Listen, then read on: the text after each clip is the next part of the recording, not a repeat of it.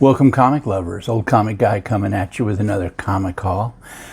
This is from Monster Comics TNA show that they do, their Facebook live show, where they sell books on Facebook on Friday nights. And so let me get right into what I picked up. And got some Red Hood and the Outlaws with the Lenticolor. I'm not sure how that's going to show. The Lenticolor cover. This is pretty cool. I was not getting a lot of that new 52 stuff. Wasn't real happy with it. It's part of the Futures End event from 2014. Scott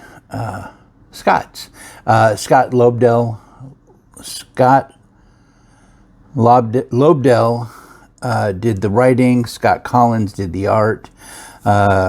Giuseppe Camacoli did the Lenticolor art for the cover. And then I also picked up Flashpoint, The Outsider. 1, 2, and 3 as a set. So this is a limited series. It's part of the Flashpoint, obviously, event from 2011. The writer's James Robinson. Kevin Nolan did all the covers. And then Javi Fernandez did the art inside. The Outsider's a pretty cool character. I don't know if he's the same in this world, in the Flashpoint world, as he was in the original, because in the original he's basically Alfred, obviously by an alien or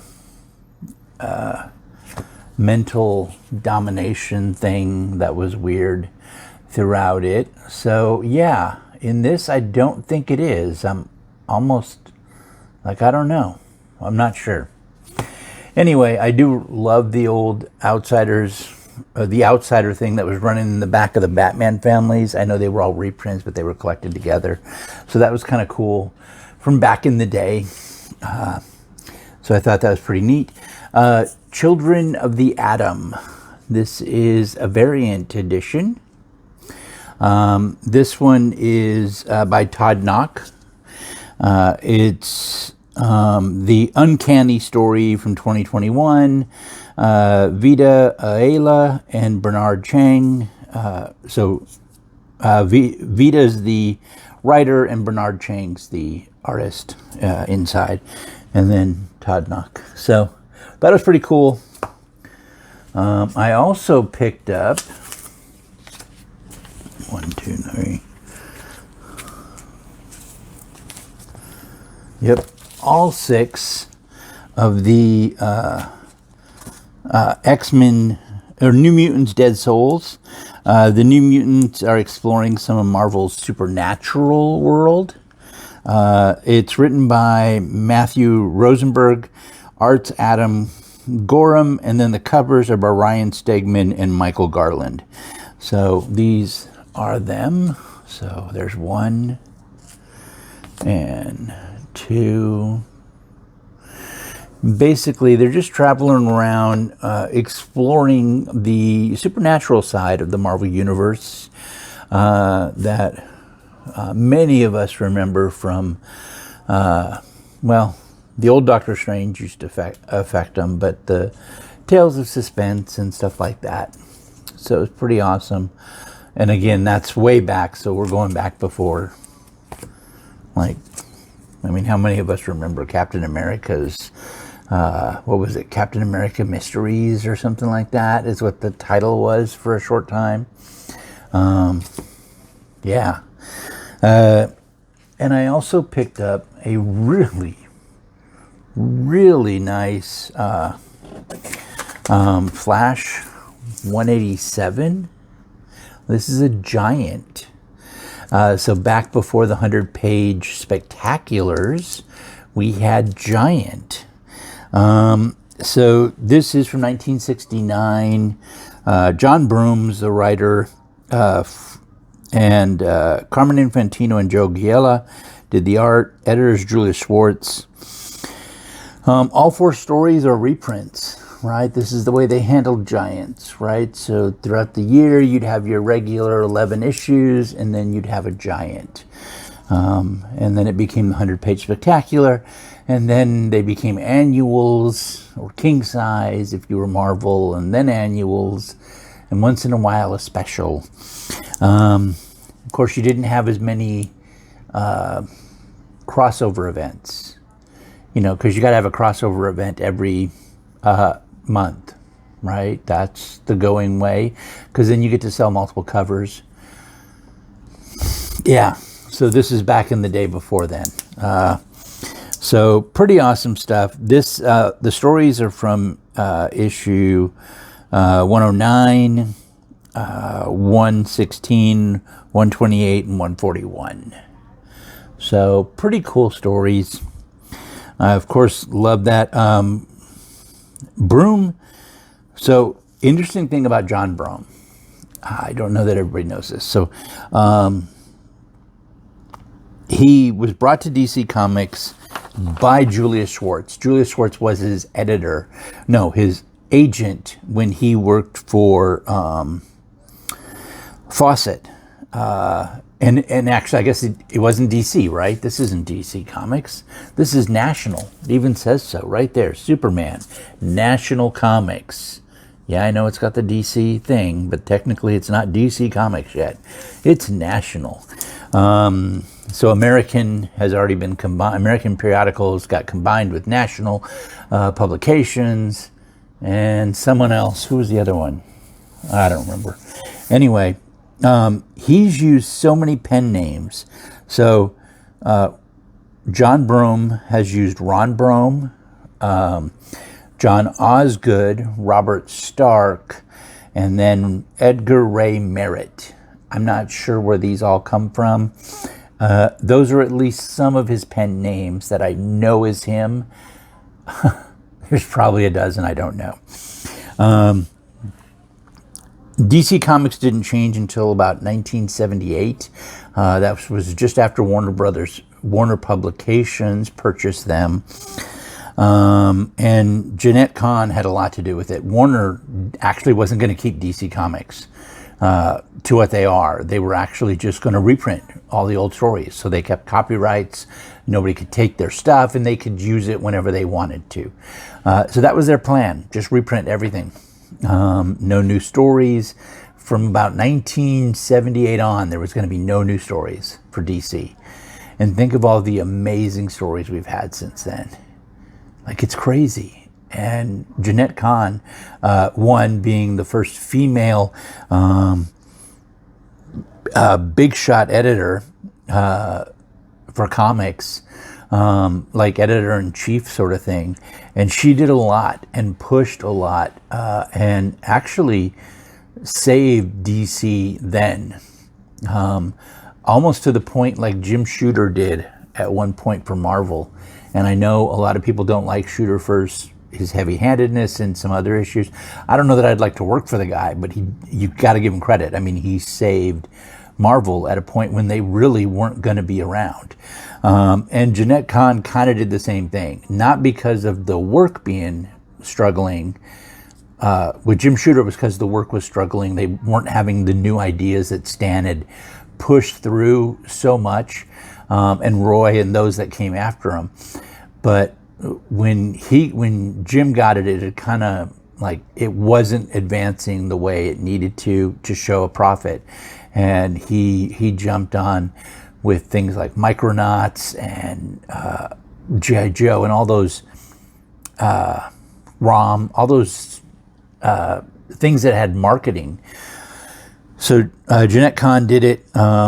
His first Comic-Con, John Broome. So sorry, I kind of jump around. So Jeanette Kahn did that for DC, and that's so it doesn't become DC. It's still National. John Broome's first Comic-Con was 1998. He left the country in the 60s. Him and his wife, they were living in Paris. And I think they lived some other places around Europe and the world. And he was, he'd send in his written work. He was still working. He would write the scripts, send them in. DC worked by artist first, or writer first, then the artist. And then Marvel was at this point, and I think still is, the art first and then the writer. And John Byrne was still working, and sadly he came, he got convinced to come for a Comic-Con he did in 1998, San Diego Comic-Con, where I met him and had my backer board signed. And then in 1999, he passed away. I believe it was an accident. They were on vacation somewhere. I don't remember exactly where. But they weren't living in the U.S. anyway, but they were somewhere. They still weren't in the U.S. when it happened. I want to say it was an Asian, like Thailand or somewhere like that they were visiting. Maybe the Philippines. It wasn't the Philippines. Wherever he was away visiting. They were on vacation, and he passed away. So he only went to one Comic-Con. If you have stuff signed by him, you either got it at that Comic-Con, bought it afterwards from somebody selling it. Like why, I don't know. I wouldn't sell my stuff. Or you just got it beforehand. Got it before 66. He was working long before then, right? It wasn't until 66 that he left. So it would have had to have been something you purchased or got before then. So let's keep going. There's not a ton of stuff, so I don't mind. Hawkman, look at that. That is so cool. This is Gardner Fox, Murphy Anderson. Murphy does the cover also. So Gardner Fox is the writer. Murphy Anderson is the artist. Editor is Julius Schwartz. This is beautiful, beautiful. This came out in 1966. Yeah, how cool is that? Just some beautiful work. And then I also picked up, and let me say that this, and it's a good VG. I got this for like $8. I think this was 20. This is definitely like a fine minus, maybe a fine. I mean, I would, yeah, I just low grade stuff, so I'm going to always go lower. I think the other one where I got the all 6 issues was about 15. And then the 3 issues of The Outsider was 8, I think. Yeah, so good deals all the way around. And of course, I'm happy to get the cool stuff. So I also picked up this Avengers number 77. Look at that. This is definitely like, okay, I'm going to call it fine, but it might be maybe a VF minus, but I'm still just going to say fine. So let's see. So it's 77, came out in 1970. Roy Thomas is the writer. John Buscema is the artist. And John's been around for a long time, right? John began in the 40s doing comics. In 75, he teamed up with Roy on Conan, and he did Conan from like issue number 25 to issue number 190-ish. Don't quote me. I mean, and Sal might have came in, his brother might have came in and did a couple once in a while, but for the most part, that's all John. And that's kind of the same thing on the Avengers from issue 41 to, I think it was 85-ish. They're pretty much all John Buscema art, except when Sal would come in and do like a, I don't know, give John a break sort of thing. Yeah, so a long run. Let's see. Inker was Tom Palmer. Covers Sal Buscema, Tom Palmer, and Sam Rosen. And then, of course, the editor is Stan Lee. So just pretty cool stuff. I also got a nice What If Captain America hadn't vanished during World War II. This is issue 5 of the What If series. This one was 15, which money well spent. Money well spent.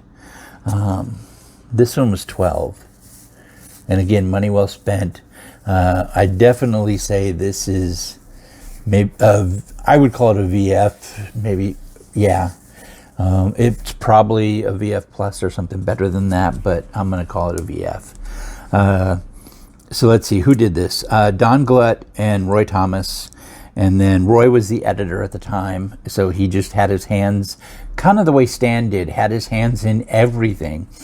And Roy was trying to emulate the person who had trained him, which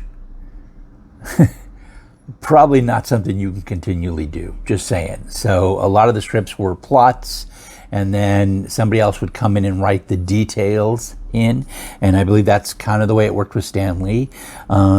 So Don Glut and Roy Thomas did this. George Tuska and Russ Jones did the art. The cover's Rick Hoberg and Joe Sinnott, and this is from 1977. Just awesome What If story.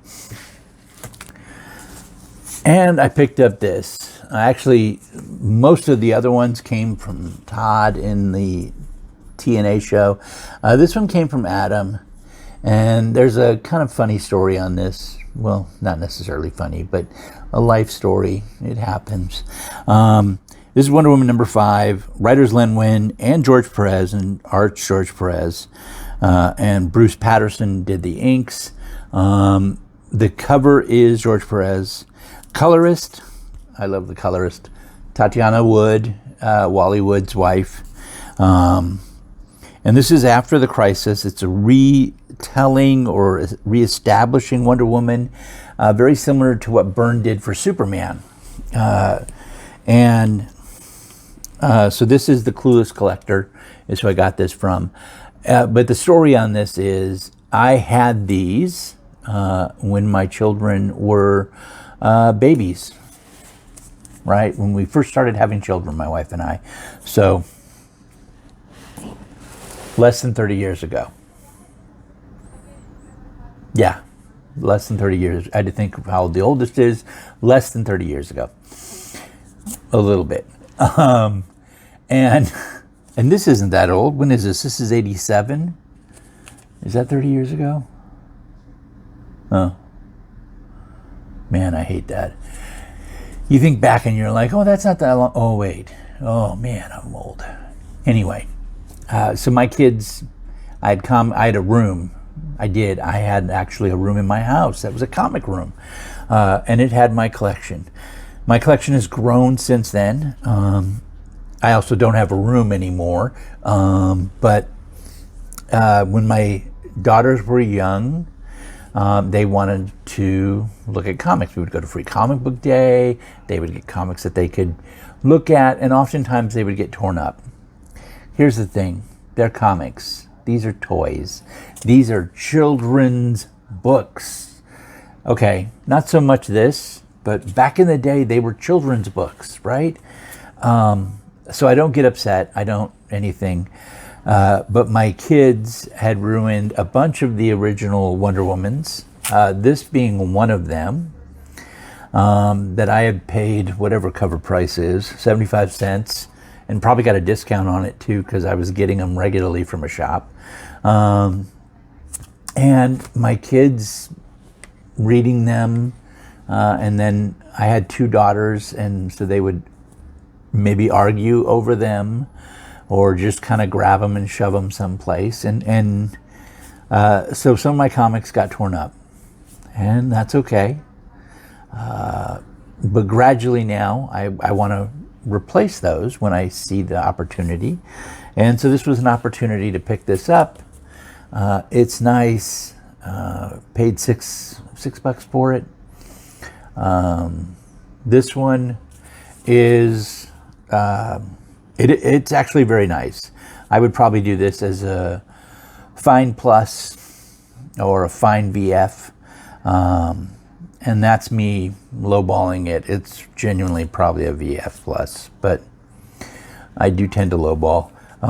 So anyway, I got it, and every once in a while I pick them up whenever I see those opportunities come back, and I try to get my collection back. Interestingly enough, my children are all into different comics. None of them really collect. They're just like, well, when Dad dies, I get Hulk. When Dad dies, I get Batman or Spider-Man or whatever. Seriously, they're killing me off way too soon. And they'll be surprised. I'll probably get all the grandkids hooked, and the grandkids will get it. That'll be the goal. Anyway, that was my haul from the TNA show at Monster Comics on their TNA Facebook show. Anyway, that's what I got. So you guys have a wonderful day. Take care of each other.